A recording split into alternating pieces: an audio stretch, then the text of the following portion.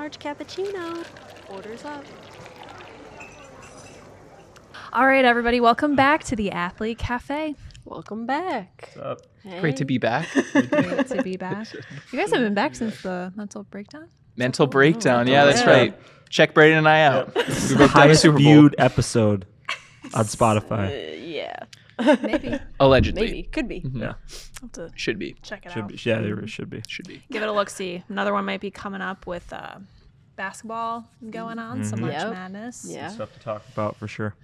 Women's Final Four is in Cleveland, just right down the road from us. So, You could do a live one. Oh my gosh. yeah. Whoa. When is the Final Four tournament? For the women's Yeah. and the men's, it's that first week of April. So it's gonna be that like April 5th to like 8th. Yeah, next weekend. That week. Yeah. Women's is the following Women's. weekend? Yeah, the women's finals April 7th, the men's finals April 8th, which is also the day of the solar eclipse that will be coming through here. Crazy. which will Put be your kinda glasses cool. Yeah, on. everybody come to Cleveland to watch the solar eclipse. Put the glasses on. Really- Cleveland's hopping, you know? Yeah, it's exciting. Exciting Exciting time out place to here. be. Exciting time. Okay, so anyway, we're gonna we thought today with kind of being, I guess, spring season's just kind of started, I guess, with our like high school, college, it's been going on. But I feel like the idea of burnout and just shedding some light on that topic. Not that we've had a ton of athletes talk about it lately, but we've definitely talked about it within our athletes over time, depending on the season and where they're at. So we feel like it would be good to kind of touch on some different points of burnout, give you guys some tips, talk through some different phases, and just hopefully give you some light of like, oh my gosh, is this happening to me? Has this happened to me before? And how do I work through it? Or what do I need to kind of do if I'm feeling this way? Yeah. And disclaimer, everybody goes through periods of burnout from time to time. We all been there. All of us have been there, and it doesn't even have to happen in your sport. Like, it can happen with school. Of course, many people say they're burned out of school all the time. So Maybe not the Obviously, best it's of a constant examples. state. Yeah, not the just best of always. examples, but it can happen in really anything that you do. It doesn't have to be just sport related. Even once you get into your career, once you get into even different hobbies that you do, right? Sometimes we just need to take a break from things that we're doing day to day. Friendships we can get burnt out of, relationships, things like that, but kind of figuring out what's worth changing or what's worth adjusting, and how to kind of notice some warning signs of some of that. So I guess, does anyone have any stories of a time where they were burnt out to share with the audience? I feel like runners usually. Just both look at each other instantly. It's like, Yeah. Who ran in the room? Ladies first, you know? No, I feel like definitely my senior year of college, I was in that burnout. And I think it was not just with my sport, but it was just like on all fronts. Yeah. I was feeling just a lot of stress with school, a lot of stress with my sport, and it being my last season and all of that. Like, I just ran myself into the ground, pun intended. But That is pretty good. Literally. but yeah, I think with most sports, when you get to a certain level, it kind of becomes that year-round thing that you're doing. But especially with running, for me, I had 2 weeks off a year from running. So like, it really, 4 years of college, getting to the end of it, I was like, just get me out. But Yeah, mine was a little before college. Mine was high school, and it was great. I had a great time. You have to run more to get better at running. It's breaking news there, Crazy. but crazy that's how it works. But you, like Francis said, you run year round. You get very limited time off. Especially for me, it was more distance running. So it was cross country, indoor track, outdoor track, and then you think, oh, but you'll get the summer off. No. JK, you do not 'Cause get the you summer train off for whatsoever. cross-country You in the train summer. for cross country in the summer and build all your mileage there for. yeah. To take you throughout the whole year, basically. So it's just a lot. And I think for me, it got me to great heights. It got me to varsity and, all division, all class, all these different things, being a captain, all this stuff, being on varsity for 2 years. And then, you just run every single day and get run into the ground, like you said, and pun intended, obviously. And then you get run into the ground. And, for me, it was senior year of high school. So college was the next step. Got some offers, but I was just so done with it. I also played tennis, so that's the kind of the sport I kind of wanted to do instead. So part of burnout, and we'll talk about it throughout it, is there's two usually pathways out of it if you experience it over a long time with all the symptoms, which we'll also get into. But it's like sport dropout or sport transfer. Luckily, I had two sports, so I just transferred to the other one. and did that in college. But, you know, you have to make that decision over time and kind of like retire from running. I still run in my spare time and free time now, but it's way nicer. You can pick when you get to run before you get to run in every weather condition you could possibly think of, unless it was lightning out. That was the best day at practice. Or ice. But then you would run inside. I was gonna say you run run in the ice, I was school. like, Yes. Or you run on the track with like, it's Yeah. like ice down at least or something. Yeah. So Have you ever had to shovel lane 1 of the track to do your track workouts? Yep. Yep. We also had to shovel the tennis courts off. That was the first couple of practices as well. I was shoveling the tennis courts. So Strength I played training. an indoor sport. No, thank you. Yeah. Tennis though, you know, it's nice. Rain, no tennis. Good. oh, you know, that's so- nice. Rain, you still gotta run. Still so. gotta run. So got burnt out of it. So that was my experience with it. But luckily, like I said, you know, I had another sport that I kind of liked a lot more, and still kind of getting back into running now, just because it's a good way to stay in shape. Obviously, it's every other sport's punishment, but it's the sport that punished me the most in my entire kind of 2 years of doing it consecutively. Running is So something you can do your whole life too. So Yeah. it's Yeah. nice. for sure. baseball predominantly has, as you all know, a ton of games. And if you look at like an MLB season, there's like 162 games, and they pretty much play every day with maybe one day off every 2 weeks. Pretty much that's how baseball goes. And sometimes you'll play double headers when you're in college. If there's a rainout, you'll play back-to-back double headers, which is 4 games in like 24-hour span. And that is so burnout in baseball is almost you can't beat it. Every year it's going to happen. It's almost tough that like you can obviously have tips, we're going to talk about it later, to help like kind of relieve it, but it's just going something that's going to happen or something you're going to feel eventually in that sport because of all the practices and training you do in the beginning, and also then the games you play, because it is an everyday sport, and it's not like it's an hour either. The games will take like 2.5 to 3 hours, and it's a long day. It's a long day from batting practice to warm-ups to the game to post-game recovery. It is a whole day, and then you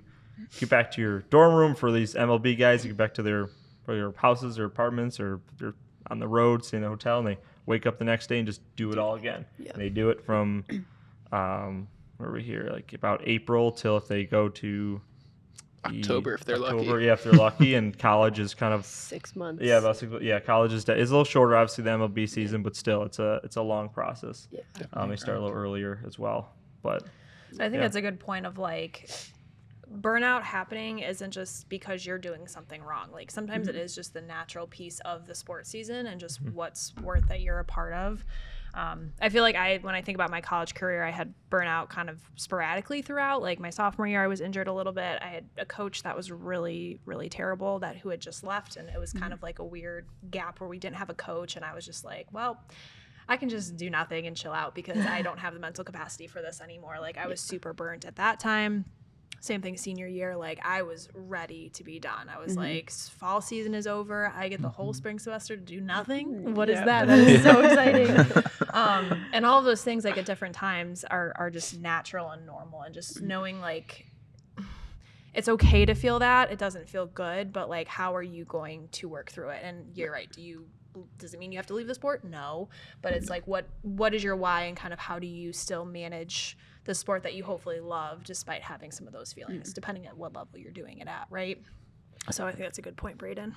Yeah. And there's always some component that you're experiencing usually at some point. Maybe there isn't, and you kind of have that good why and you're motivated and you want to keep doing it, like you just said, Emily, but there's usually some sort of component, and usually it's like the exhaustion piece, right? And sometimes, especially if you're a student athlete, right? The school rings, or you're done with class, and like you get to go to practice and you're super excited. You're like, oh, I've been waiting for this all day. It's good.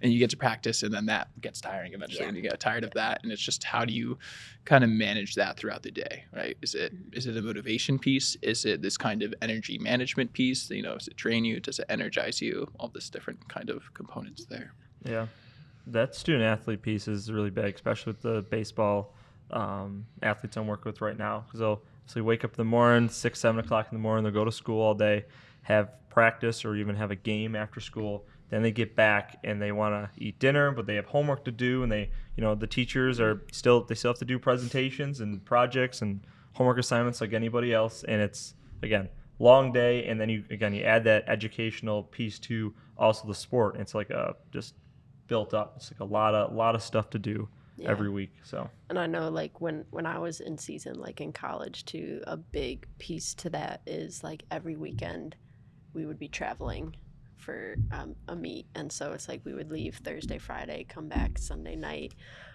or sometimes Monday. And so like you're in this constant cycle of like, okay, I got to catch up on all my homework. I got to turn things in, and I got to catch up on all of this. And it's like every weekend you're living out of your suitcase for like months at a time. And yeah, the whole routine of being a student athlete can definitely get exhausting. Contribute to burnout. Yeah. I literally sometimes think about it and I'm like, I don't even remember getting up and going to high school all day and then literally going to practice and then having to do my homework and then get up and do it all over again. Like, I don't know how the heck I did that. Yeah. I could never go back. no, just thinking I about it could now. not. Like, that just seems when these athletes tell me this, I'm like, It's like 8, 9 I know I o'clock, did they that got homework obviously. still? My Right. high school, Right. like I did it, but Obviously, like we're there. obviously, but like just looking back, I'm like, I don't know how to press through all that stuff, and especially the educational piece, and have tests and college final exams and still play at the same time is that's wild. It's a lot of lot. stuff. But I think some of like the biggest like warning signs, I guess you could say, for burnout, aside from some of the obvious ones, like definitely just more like muscle soreness if you are injured, right? And it's just not going away as quickly as possible.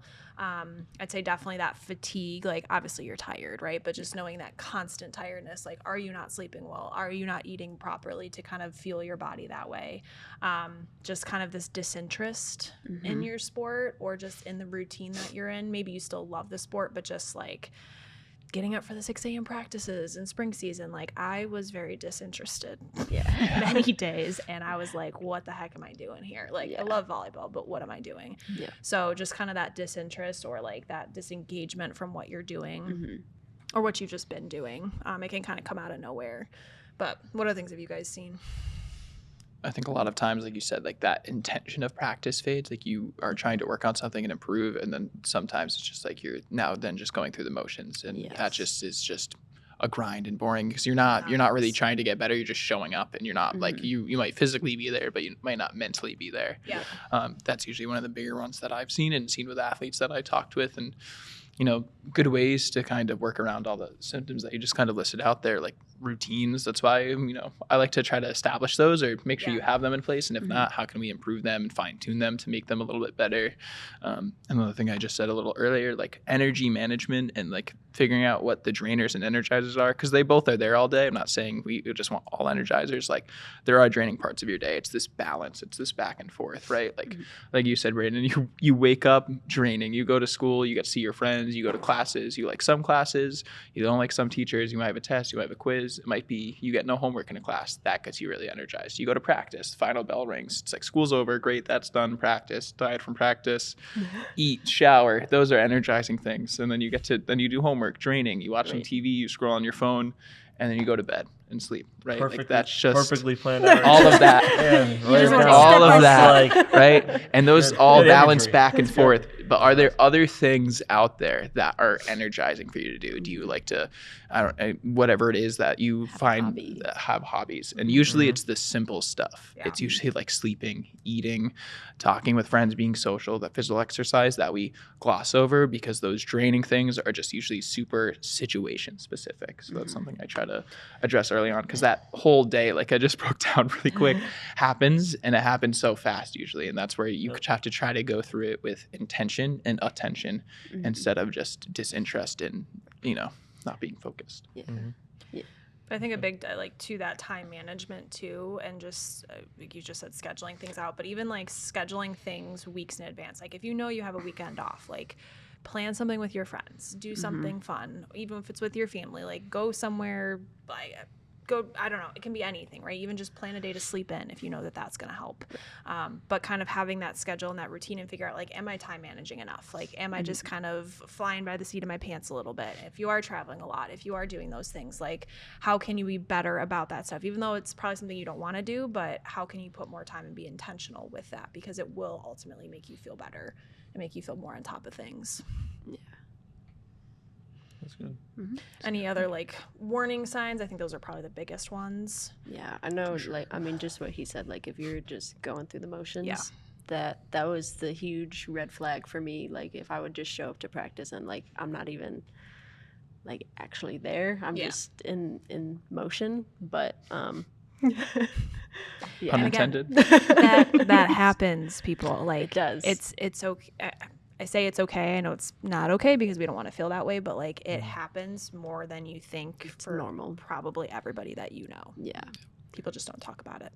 Yeah, no, that's perfectly said too. Because like even if you feel like you're experiencing burnout, there's probably a lot of other athletes in your team going through the same thing, and you'd be like, oh, like how do they manage it? Everyone seems to manage it, but me, right?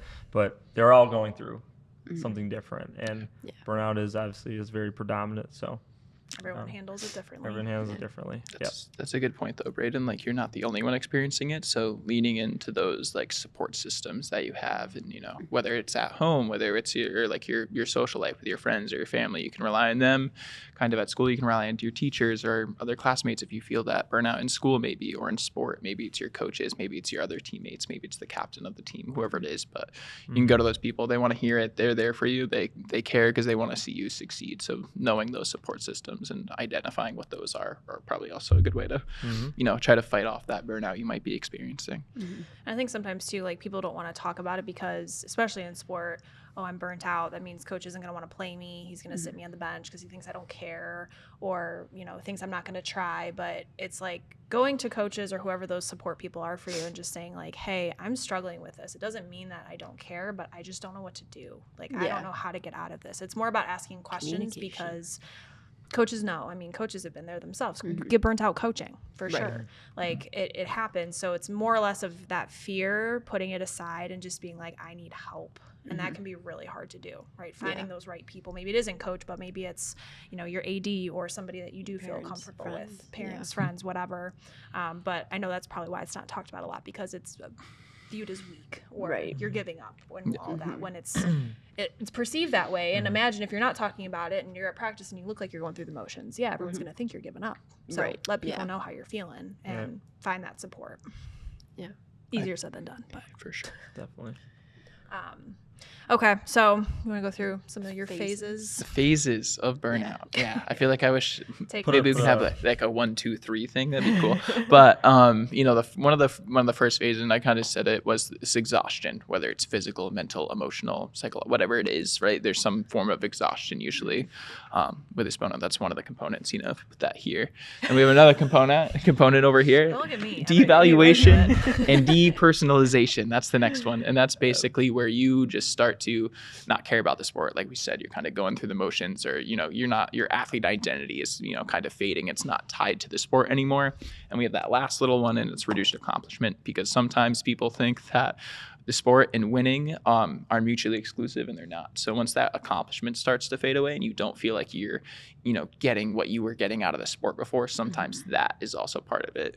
Usually when you get all three of those things over a long period of time with a lot of other conditions, it could happen with with an injury or too much school going on, whatever it is, and you do that, it usually leads to one of two things, and that's sport dropout. So you're kind of done with your sport and you kind of stop doing it, or a sport transfer. And you kind of can go into a different sport. You want to try something new or try something different, because maybe I can get that accomplishment back, or that value back, or the, exhaustion might go away because I'm, excited to try and do something new. So that's usually those 3 phases. So once again, reduced accomplishment, devaluation, depersonalization, and then exhaustion in whatever form you're experiencing it, or maybe all forms.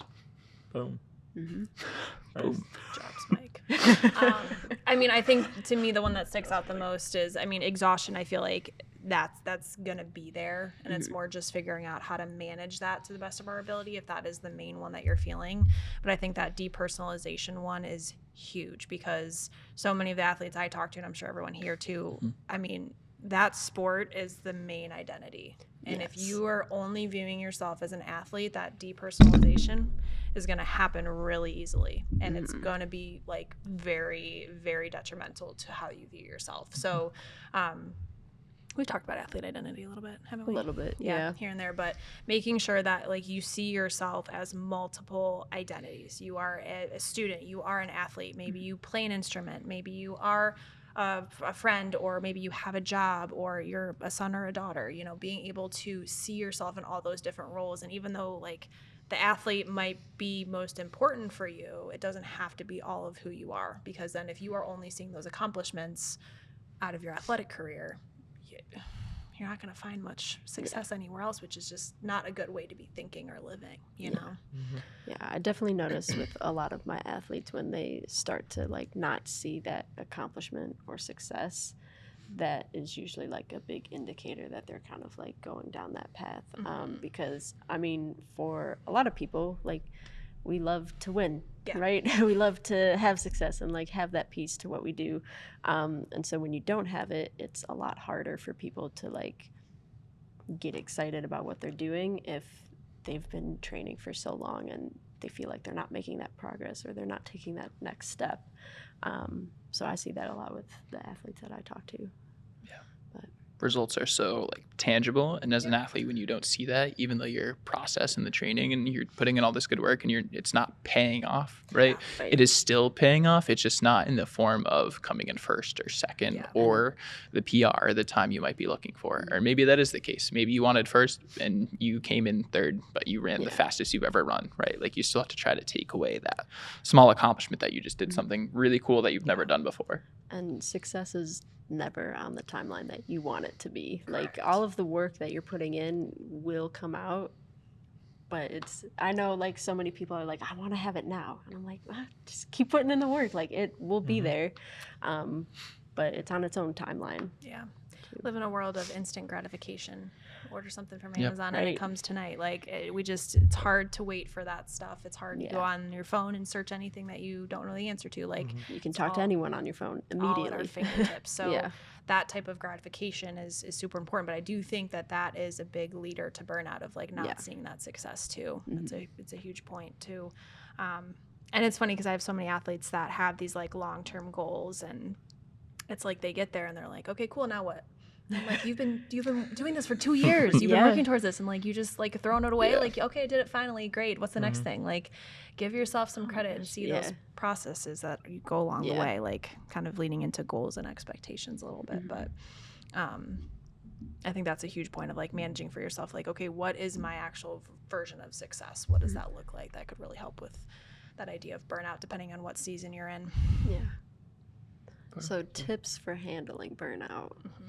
What are your guys' like favorite tips? I will say start definitely as a former baseball player, you have to find, even though you do play every day and all the stuff that goes on, especially in college with classes being tough, you have to put away, I always did, at least an hour or two a day, whether that's from 8 p.m. to 10 p.m., then I go to bed, or that's like early in the morning, waking up early and doing something I want to do. Just find a time every single day, an hour or two, that it's just, I can do whatever I want. Could be video games, could be just, I don't know, go shopping, go do something that I want to do, that I want to accomplish that. So at the end of the day that I'm going to bed, I'm like, I at least got to do something that, I mean, obviously I love playing baseball, but that's obviously a choice as well. But something that personally, like, I really wanted to do. I didn't have to, like, there wasn't a schedule built around that. I was able to put it somewhere in my schedule. But yeah, that was more of a personal way of how to, I guess, not just avoid burnout completely, but like really manage it during like the stressful points of like a season when you had games every weekend and throughout the week in classes. So putting away time for just doing something you want to do. An hour or two can make a difference. Doesn't seem like a lot, but it can actually make a difference when you add it up over a whole week. I know I always like to change something in my routine because like we've been saying, being a student athlete is just routine. Everything that you do every day is kind of already planned out for you. And so I was lucky, like with my sport, in a sense where, like with running, I could go anywhere and run. And so if I was kind of having more of that burnout, instead of going on my typical 5 mile loop that I would do every week, every day, I would try to find like a different loop to do or somewhere different to run, something new to look at. Even like when I would come home, like on breaks, it's like just having that change in my environment did a lot to kind of help manage through that burnout. I like that. Yeah, it's really good.